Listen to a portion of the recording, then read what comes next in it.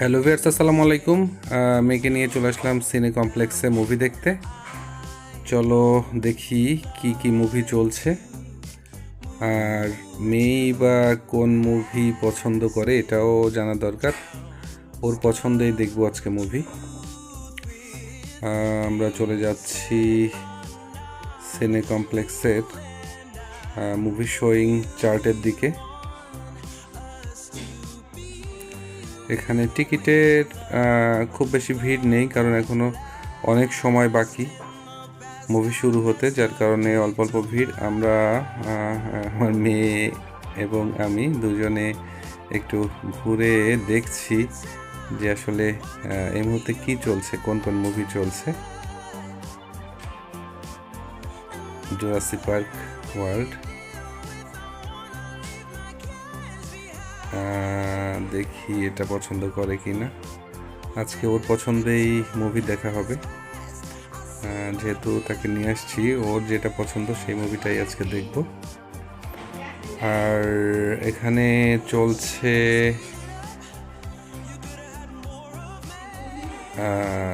এইটা এইটা দেখবা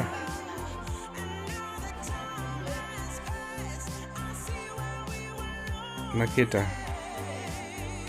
স্পাইডারম্যান, এটা ওকে। মেয়ে স্পাইডারম্যান দেখতে চাচ্ছে, তাহলে আমরা স্পাইডারম্যানই দেখব। তো যাওয়া যাক। এখন অনেক সময় বাকি, এখনো প্রায় 1-1.5 ঘন্টা বাকি আছে। আমরা একটু ঘুরে আসি, মেয়েকে নিয়ে যাচ্ছি।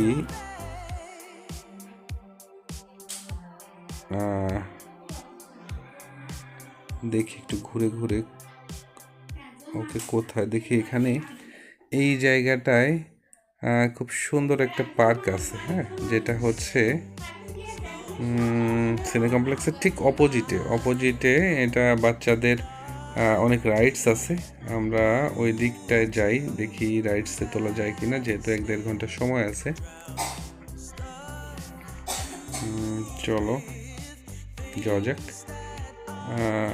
আমরা জাস্ট হচ্ছে সিনে কমপ্লেক্সের অপর দিক দিয়ে দিল্লি দরবারের পাশ দিয়ে আমরা সোজা চলে যাচ্ছি।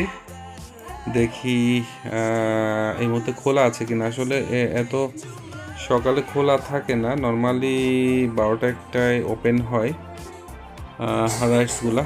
দেখা যাক, যে দেখি কি অবস্থা, আসছে কিনা। এখনো সকালের দিকটা তো মোটামুটি আপনার এইটা ফাঁকা,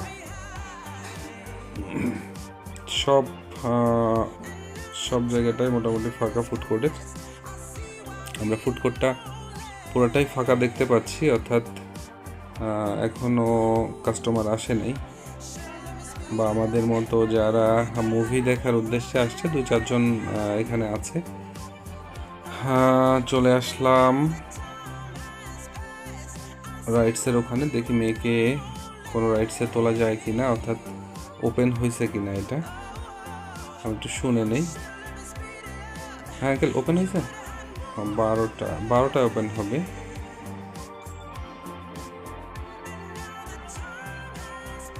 এই যে এইখানটায় যারা রাইডসে যেতে চাও, জাস্ট 12টা-1টার দিকে এসে ওই জায়গাটায় আসলেই হবে।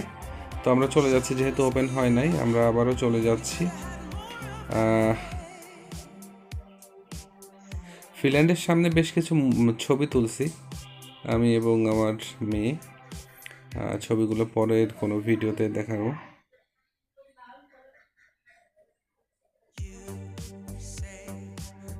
ফিনল্যান্ডের শোরুমটা বেশ ভালো করছে। যারা ফিনল্যান্ড থেকে কেনাকাটা করনি তারা এসে দেখতে পারো। আমার বেসিক্যালি যে জিনিসগুলা আমার পছন্দ সেই টাইপের প্রোডাক্টই দেখলাম আছে। সো চাইলে তোমরাও ঘুরে দেখতে পারো, হয়তো তোমাদেরও পছন্দ হতে পারে। ফিনল্যান্ডের এই সাইডটায় লাম্বা আছে, ওই সাইডে, এই সাইডটায় শুধু ফিনল্যান্ডই। আমি ভিতর ঢুকি একটু, দেখি তোমাদের দেখাই কি কি প্রোডাক্ট আছে। এই সাইটটা হচ্ছে বেসিক্যালি জেন্টস আইটেম। আমি জেন্টস সাইটটাই ঢুকছি, যেহেতু নিজের জন্য একটু দেখছিলাম কোনোটা পছন্দ হয় কিনা বা নেওয়া যায় কিনা। যদিও কেনাকাটার উদ্দেশ্যে আসিনি, মুভি দেখার উদ্দেশ্যে আসছি, তারপর যদি চোখে লেগে যায় নিয়ে নেব। এখানে 50% ডিসকাউন্ট আছে, সেল ডিসকাউন্ট। বাট চোখে লাগার মতো তেমন কিছু দেখছি না, মানে যেটা না কেনার উদ্দেশ্যে আসলেও কিনে নিয়ে যেতে হয় এমন কোনো প্রোডাক্ট চোখে পড়লো না। তো যাই হোক, আমরা বের হয়ে যাই। বের হয়ে একটু সামনের দিকে দেখি অন্য কোনো শোরুমের কোনো কিছু পছন্দ হয় কিনা। যেহেতু আমাদের হাতে হিউজ টাইম, সো টাইমটা তো ওয়েস্ট করতে হবে এই আর কি। ভোগীর শোরুমটা একদম সাথে,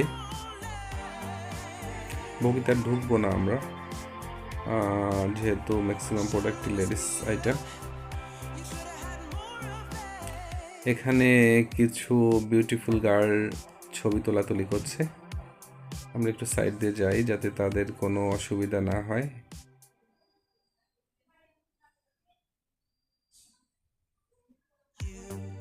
সবাই এখানে মোটামুটি ফটোশ্যুট নিয়ে ব্যস্ত থাকে, তারাও আছে ফটোশ্যুট নিয়ে ব্যস্ত।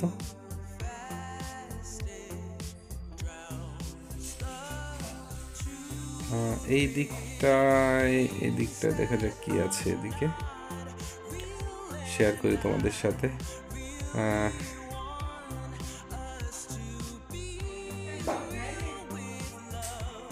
এইখানে এই সাইটটা পুরাটাই হচ্ছে বড় বড় শোরুম। আর্টিসানটা অপোজিটে, আমি আর্টিসানে যাব না। এখান থেকে আমরা ইচ্ছা করলে সিনে কমপ্লেক্সের সামনেটায় চলে যেতে পারি। তো যাওয়া যাক সামনের দিকে। সেলর আছে এখানে, কেউ চাইলে সেলরের প্রোডাক্টগুলো বেশ ভালো, কমফোর্টেবল, চাইলে নিতে পারো। এখানে ফটোশ্যুট চলছে, কিছু বিউটিফুল গার্ল, তারা বেশ রং ঢং করেই ফটোশ্যুট করছে। আমরা সামনের দিকে আগাই, দেখি সামনে কি আছে। এখানেও কিছু কাস্টমার বাইরে দিয়ে ঘোরাঘুরি করতেছে বা বাইরে দিয়ে দেখছে। আবারও ফিল্যান্ডের সামনে চলে আসলাম, আমরা সিনে কমপ্লেক্সের সামনের দিকে যাব।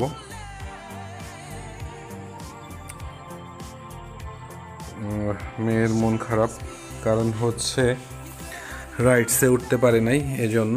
যাক, ব্যাপার না, আমরা মুভি দেখে রাইডসে উঠবো, কোনো সমস্যা নেই। তো আমরা আবারও সিনে কমপ্লেক্সের দিকে হাঁটতে থাকলাম, দেখা যাক।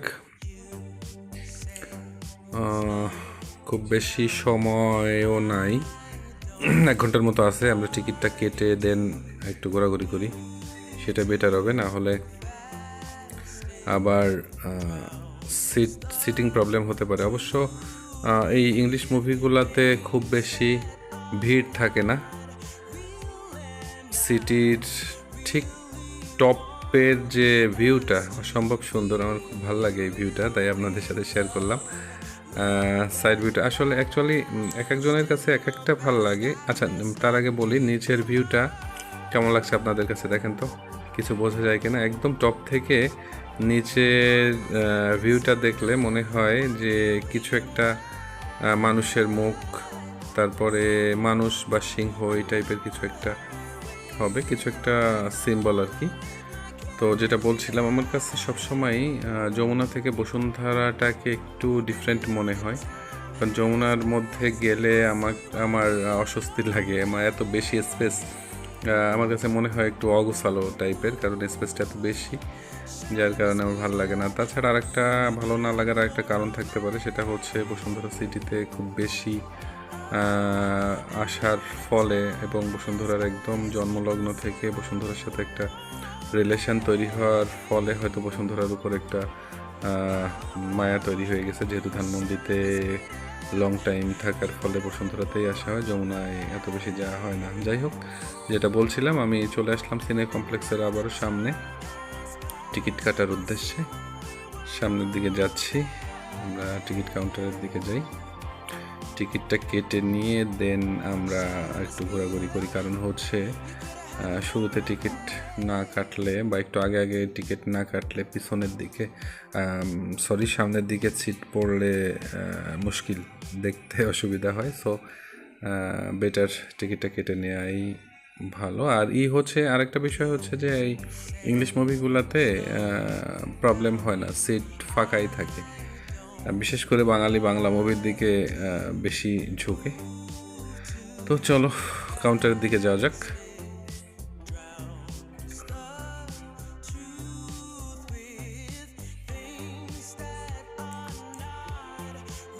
তো যারা মোটামুটি আমার ব্লগ দেখো বা দেখছো, যদি ভালো লাগে তাহলে লাইক শেয়ার করে পাশে থেকো। আর হচ্ছে